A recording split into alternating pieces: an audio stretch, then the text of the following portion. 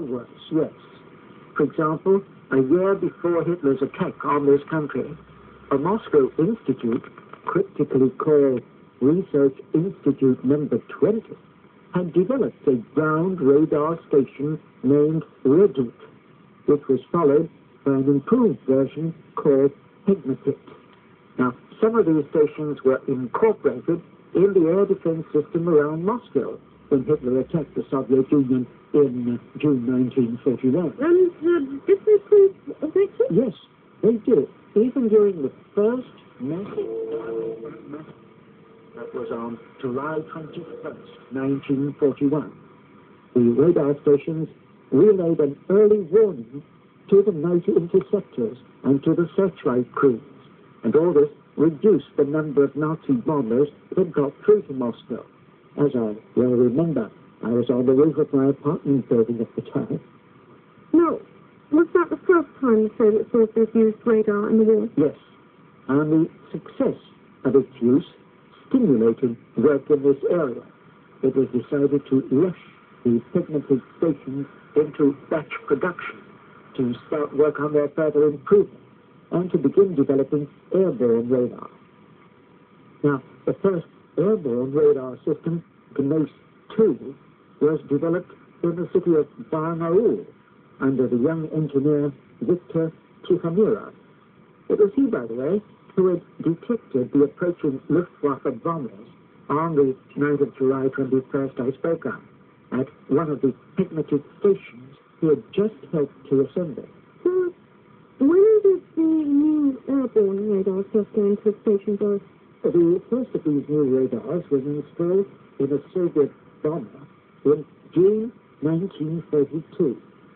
Then followed 2 months of testing, with Tikhonov himself acting as the onboard radar operator. In December of that same year, the new radars were already in action at Kronstadt.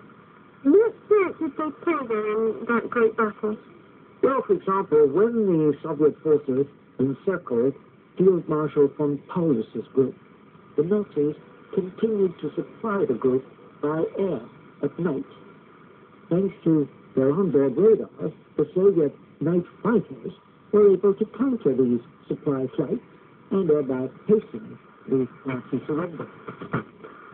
But what about Tikhonov? Did he continue working on radar? Yes, he did. We now know that in 1944, a specially designed bureau, number 17, was set up for the development of airborne radar stations. Later this became Research Institute number 17, and Tikhonov, by that time the winner of 2 Stalin prizes, became its deputy director in charge of research. By the way, its test flight unit was headed by a very well-known woman pilot, Valentina Gruzadubova. No. Did they continue their work after the war, Boris? Yes. One of Tikhonov's big achievements soon after the war was developing the radar for the country's first jet fighter, the MiG-15. 2 groups were set up to develop this radar on a competitive basis. Tikhonov gave up his deputy directorship to head one of these groups, which was seen as a rather risky step at the time. But he was so sure of himself and of his team, and they did indeed win the competition. Their radar was installed in the MiG-15 and in its successor, the MiG-17. Oh, Boris, you will certainly continue your story about the early development of radar in this country another time.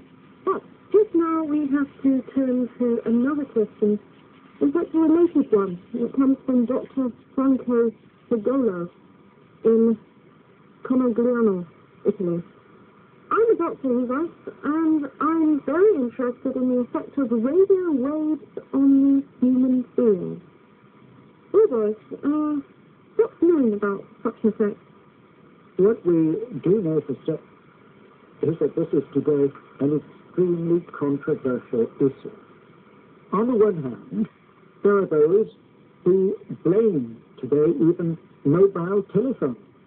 They blame radio transmitters of all sorts, radar, electric power lines, microwave ovens, and a host of other modern devices for polluting our environment and creating health hazards. On the other hand, there are those who, while admitting that such hazards are conceivable, claim that the evidence to date is murky, contradictory, and inconclusive. But there's been a lot of reports lately about the possible ill effects of solar panels.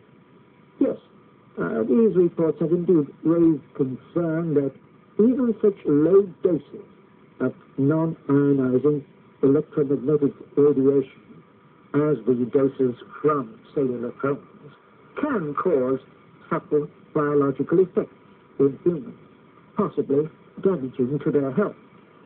The first symptoms could be headaches, dizziness, heightened fatigue, and certain skin sensations, especially in people with an increased sensitivity to electromagnetic fields.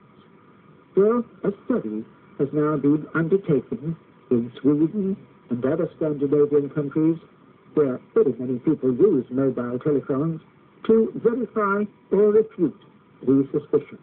And later this year, there could be more reliable information on this subject. If some other studies could have